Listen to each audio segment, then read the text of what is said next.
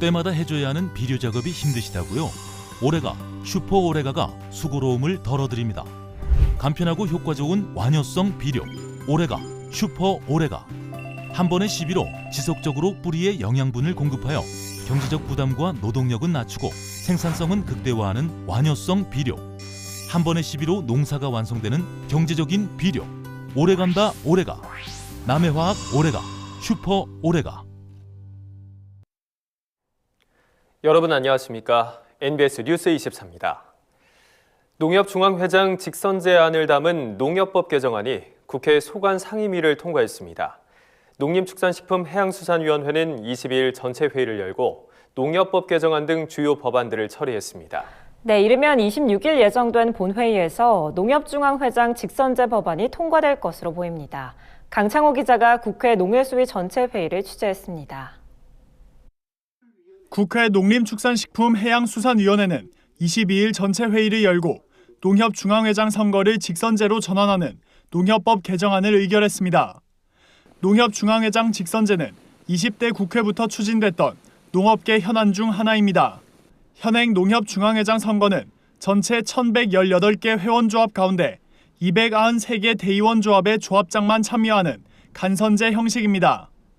국회 농해수위는 앞서 18일 열린 법안 소위를 통해 지금껏 발의됐던 중앙회장 선거 관련 농협법 개정안 6건을 병합 심사했습니다.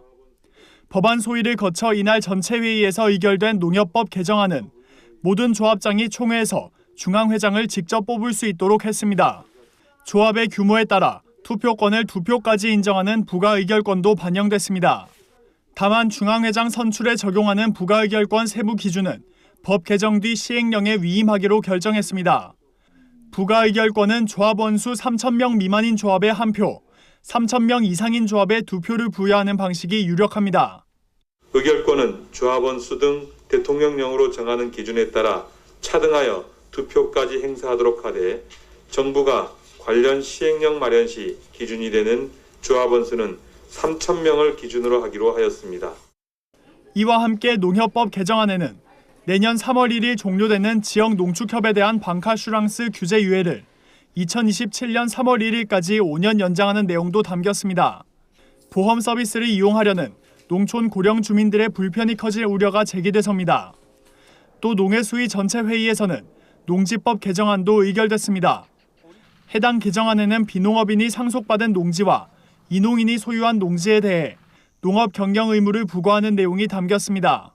현행 농지법에 따르면 상속받은 비농업인 또는 8년 이상 농업에 종사한 이농자는 1만 제곱미터 이내의 농지를 아무런 제한 없이 소유할 수 있습니다.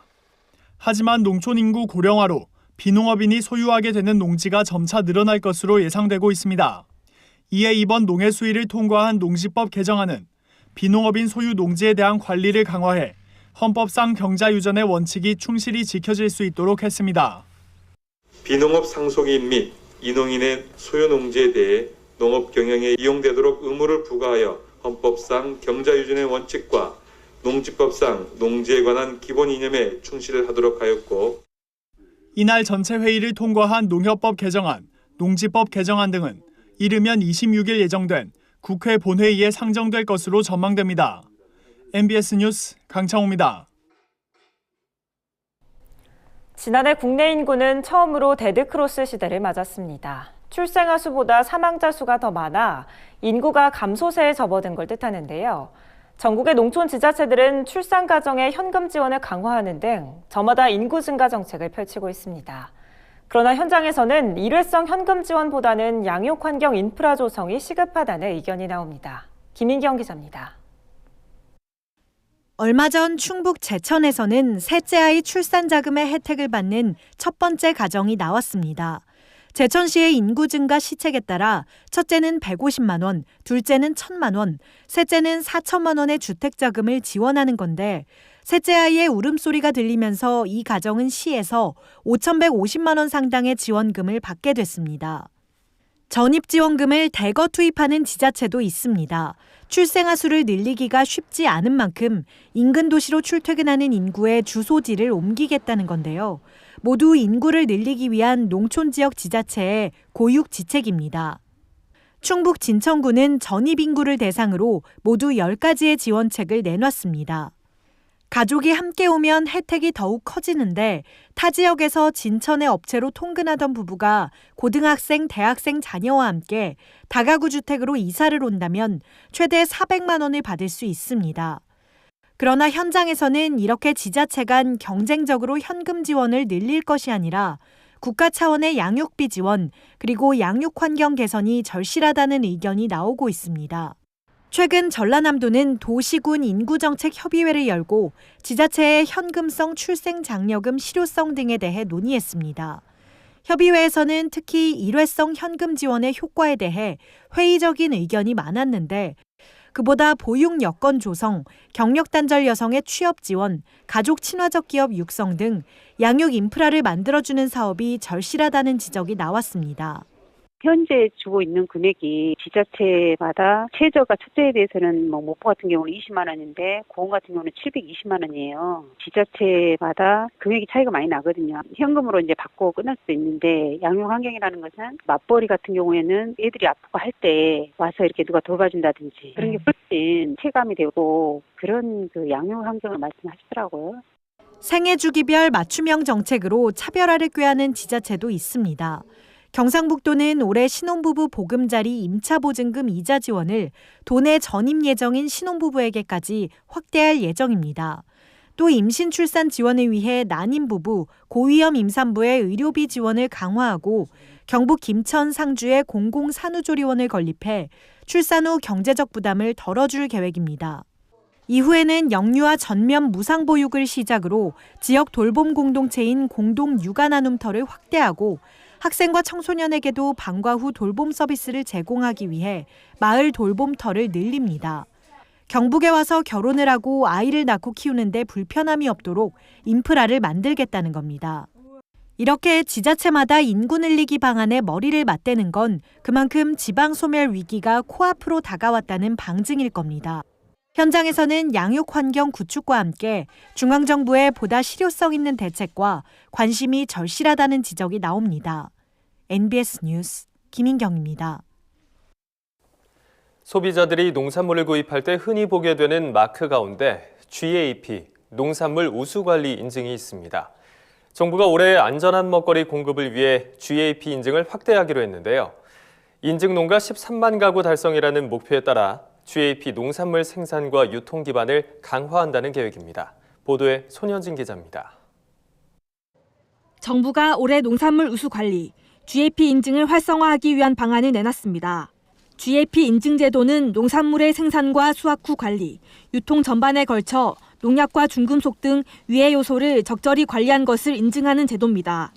2006년 도입 이후 인증 규모는 지속적으로 증가했습니다. 지난해 GAP 인증 농가는 전년보다 15.4% 증가한 11만 4천 가구를, 인증 면적은 13.4% 증가한 12만 7천 헥타르를 기록했습니다. 22일 국립농산물품질관리원은 올해 GAP 인증 농가를 13만 가구로, 인증 면적은 14만 5천 헥타르로 각각 14%포인트 확대하겠다고 밝혔습니다. 지난해 890개소였던 GAP 인증 시설은 900개소로 늘린다는 계획입니다. 이를 위한 추진 방안은 생산과 유통 기반의 두 가지 방향으로 마련됐습니다. 생산 기반 측면에서는 기존의 안전성 기준이 없었던 농산물 세척 용수도 앞으로 연 1회 이상의 미생물 검사를 받도록 했습니다. 농산물과 자재 등의 식중독균 검사 건수는 지난해보다 300건 많은 500건으로 확대하는 한편 세척 농산물 처리 시설의 내벽과 천장 기준은 완화됩니다. H빔을 하거나 샌드위치 패널로 건물을 치면 기둥에서 먼지 같은 게 떨어질 수가 있으니까 전부 다 안으로 드러나지 않게 다 감싸도록 돼 있었어요. 그런데 그것을 다른 방법으로 오염의 위험이 없도록 하면은 관계 없도록 그렇게 완화를 할 겁니다. 유통 기반 측면에서는 GAP 인증 농산물과 우수 사례를 홍보하고 소비 촉진을 위한 체험 행사를 개최할 예정입니다. 이는 GAP 농산물에 대한 소비자 인지도를 끌어올리기 위한 방안으로 생산 농가에 대한 실질적인 도움으로 이어질 전망입니다. 일반 농산물을 GAP 인증품으로 판매하거나 GAP 인증품으로 오인하도록 광고하는 행위에 대해서는 단속이 강화됩니다. 한편 GAP 농산물에 대한 소비자들의 신뢰도는 높아지는 추세입니다. 지난해 1,000명의 소비자를 대상으로 한 설문조사 결과 GAP 농산물을 신뢰한다는 답변은 1년 새 8.2%포인트 증가한 78.7%로 나타났습니다. 농관원은 앞으로도 국민들이 농산물을 안심하고 소비할 수 있도록 GAP 인증을 확대하고 철저한 사후 관리를 추진하겠다고 강조했습니다. MBS 뉴스 손현진입니다. 국내 가금 농가의 고병원성 조류 인플루엔자 AI 확진 건수가 100건을 기록했습니다. 살처분 규모는 최악의 피해를 입었던 2016년에서 2017년에 이어서 역대 두 번째가 됐는데요. 지난해 11월 전북 정읍의 오리 농장이 첫 확진 판정을 받은 이후 약 3개월이 지난 시점, 국내 AI 발생 상황과 방역 대책에 대해서 김하은 기자가 짚어봤습니다. 국내에서 고병원성 조류 인플루엔자 AI 확진 판정을 받은 가금 농장이 100곳을 넘어섰습니다. 조류 인플루엔자 중앙사고수습본부에 따르면 지난 20일 경남 통영군에서 기러기, 오리, 닭 등을 혼합 사육하는 농장이 AI 확진 판정을 받으며 22일 기준 AI 발생 가금 농장은 총 100곳이 됐습니다. 지난해 11월 28일 전북 정읍 오리 농장이 첫 AI 확진 판정을 받은 이후 약 3달 만입니다. 지난 2016년에서 2017년에는 야생조류의 고병원성 AI 발생 건수에 비해 확진 농장이 약 6배에 달했던 반면 올해는 야생조류의 AI 발생 건수는 늘어났지만 확진 농장은 오히려 줄어들었습니다. 전문가들은 이에 대해 국내 가금 농장의 방역 수준이 과거에 비해 개선됐기 때문이라고 평가했습니다. 살처분 마리수는 22일 오전 9시 기준 총 2,861만 마리를 기록했습니다. 최악의 조류 인플루엔자로 기록된 2016년에서 2017년에 이어 역대 두 번째로 많은 살처분 규모입니다. 2016년에서 2017년과 비교했을 때 확진 농장 수는 3분의 1 수준임에도 불구하고 살처분 마리수는 당시의 3분의 2 수준을 넘어섰습니다. 정부의 방역 지침에 따라 발생 농장 주변 3km 내에 위치한 가금 농장을 일괄 살처분한 결과입니다. 3km 방역대 내 일괄 살처분에 대한 생산자 단체와 가금 농가의 반발이 잇따르자 정부는 한시적으로 오는 28일까지 방역대를 1km 내 동일 축종으로 조정했고 추후 상황에 따라 연장 여부를 검토하겠다고 밝혔습니다. 전문가들은 지금이라도 정부가 전반적인 AI 방역 체계 개편에 나서야 한다고 촉구합니다. 2016년에서 2017년과 달리 산발적 감염이 주를 이루는 만큼 예방적 살처분 정책을 고수하기보단 농장 단위로 방역 체계를 강화해야 한다는 겁니다. 환경에 설사 바이러스가 오염되어 있고 철새가 온다 하더라도 내년에 다시 고병원 바이러스가 들어온다 하더라도 국내에서 농가에서 발생하는 것만 막으면 되잖아요. 교육, 농가 점검, 시설 지원 등등에 있지. 한편 경기 화성시 산안마을 농장은 결국 지난 19일 농장 내 가금류 3만 7천 마리를 일괄 살처분했습니다. 이 농장은 친환경 농법으로 1984년 이후 37년간 단 한 번도 AI가 발생하지 않았고 3km 내 농장에서 AI가 발생한 2014년과 2018년에는 당시 법에 따라 살처분하지 않았다며 방역당국의 살처분 집행명령을 거부해왔습니다. 산안마을은 이번 집행에도 불구하고 예방적 살처분 정책이 거리 중심에서 역학조사 중심으로 바뀔 수 있도록 시민운동을 지속한다는 방침입니다. MBS 뉴스 김하은입니다. 간편하고 신선하게 즐길 수 있는 샐러드 채소의 인기가 높아지고 있습니다.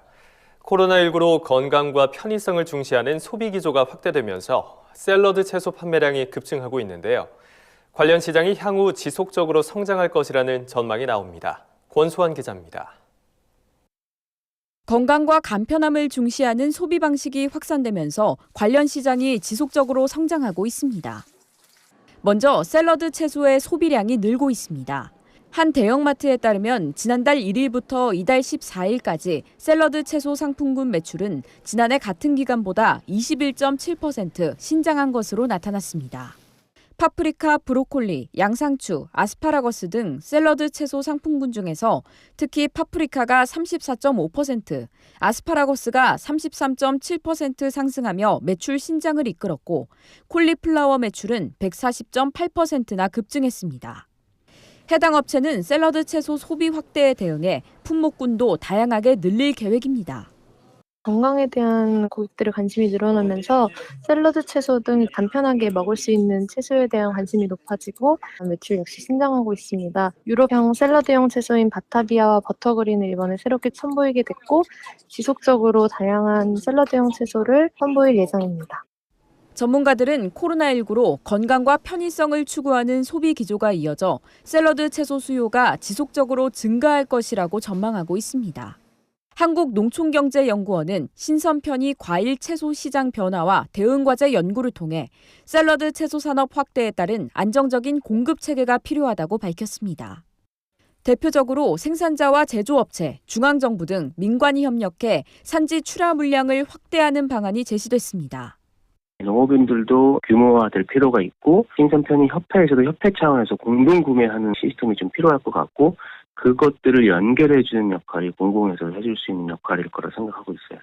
유통 및 배송 과정의 위생안전관리 강화 등 소비 기반을 확대하고 소비자 신뢰를 높이기 위한 방안이 마련돼야 한다고 조언했습니다.